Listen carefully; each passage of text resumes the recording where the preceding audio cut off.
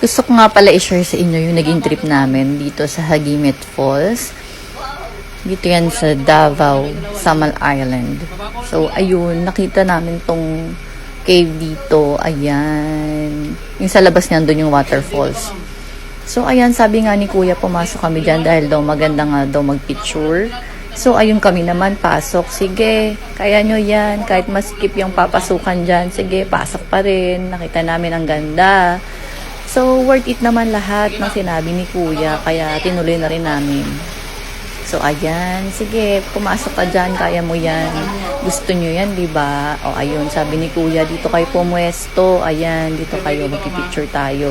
So, sinimulan na nga ni Kuya ang pagpipicture-picture at ito na nga. O, di ba? Ang ganda, no? Sa susunod, ipopost natin dito yung mga result ng mga kuha na yan. Para naman ma-share ko sa inyo kung gaano nga kaganda dyan sa loob. Para naging studio. So, ayun. Tapos na. So, babalik na kami sa taas para punta naman kami dun sa falls. At dun daw kami ulit magpipictorial, sabi ng aming tour guide. So, ayan. Sige, umakyat ka. Kaya mo yan. O, ayun na nga. Nakaakyat na ulit. Tapos, ayan. Patapos na yung video kasi nga sabi ni Kuya, doon na tayo sa labas. Bye!